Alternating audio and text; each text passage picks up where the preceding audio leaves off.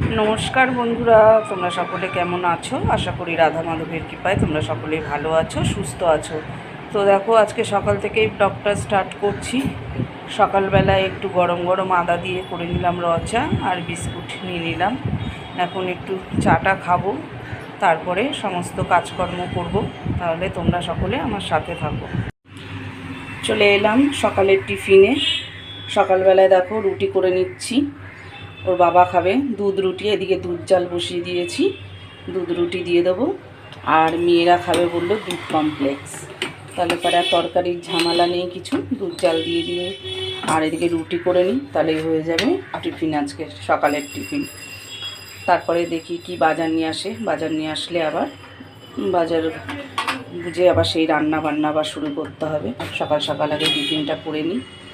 আজকে সব কিছু তাড়াতাড়ি হয়ে গেছে, কাজকর্ম তাড়াতাড়ি উঠেছি, তাড়াতাড়ি কাজকর্ম হয়ে গেছে। তা ভাবলাম তাহলে তাড়াতাড়ি টিফিনটাও করে নিই। ওর বাবা তো স্নান করিয়ে গোপালকে খাওয়িয়ে দিয়ে গেছে তুলে, তাহলে আর কিছু অসুবিধার নেই। চলো টিফিনটাই করে নিই, তাহলে সাথে থাকো। নিয়ে চলে এলাম রান্নাঘরে। দেখো আজকে রান্না হবে পাবদা মাছ, আর এদিকে নিয়ে এসছে দেশি মুরগি। দেশি মুরগির মাংস করবো আর পাবদা মাছ করব। তো দেখি কতদূর কী করা যায়। ওইদিকে বলেছি মেয়েকে কাটাকুটি করে দিতে, আজকেও কাটাকাটি করে দিচ্ছে। ওইদিকে দেখো এসছে লোকজন, মামা শ্বশুর আর মামি শাশুড়ি এসছে, তার জন্য এইসব রান্নাবান্নার আয়োজন। তাহলে সাথে থাকবো। দেখো টবের মধ্যে যে উচ্ছের দানা যে পুঁতেছিলাম, তোমাদেরকে দেখেছিলাম যে উচ্ছের গাছ হয়েছে। উচ্ছে আর হবে না, তার জন্য সেই পাতাগুলোকে ছিঁড়ে নিচ্ছি। আজকে বড়া করবো এগুলো দিয়ে, উচ্ছে পাতার বড়া। ঠিক আছে, সব তুলে নিচ্ছি, নষ্ট হয়ে যাচ্ছে নইলে। তো দেখো রেস্ট নিয়ে চলে এলাম একবারে বিকেল একটু সন্ধ্যা হয়েছে। যারা এসেছিলো তারা তো চলে গেল। তো বিকেলবেলায় আজকে চা করেছে। আজকে দেখো কাগজের কাপে করে চা খাবো, দুধ কম আছে সেজন্য চা করেছে, অল্প হয়ে গেছে। তাই বললাম কাগজের কাপে করেই খেয়ে নিই, আর কাপে দিতে হবে না।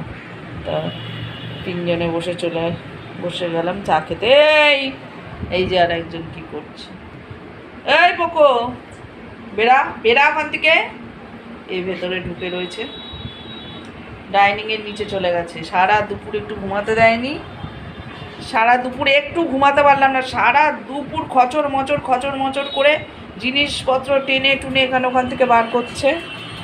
তো সবাই মিলে বসে গেলাম চা খেতে একটু।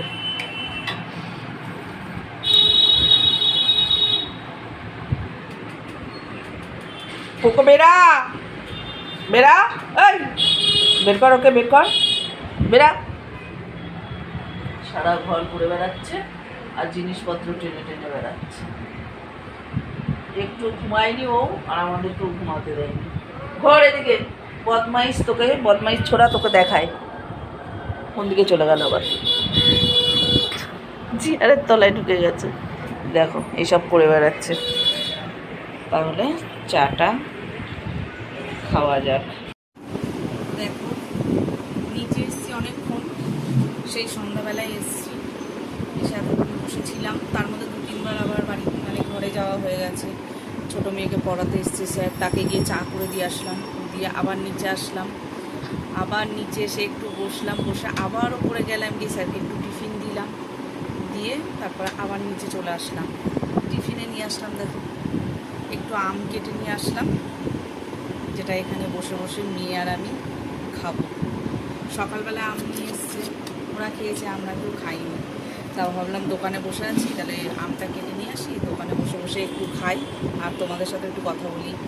কালকে আমার খুব শরীর খারাপ ছিল, তার জন্য ভিডিও করতে পারিনি, কোনো ভিডিও দিতে পারিনি। আজকে করেছি ভিডিও, অল্প অল্প করে করেছি, সেরকমভাবেও করিনি। তো কী করবো, আর না পারলে আর কিছু করার নেই। আজকে অল্প করেছি, আর কিছু আর বলবার নেই। রান্নাবান্না করাই আছে, হয়তো ওপরে গিয়ে একটু রুটি করব।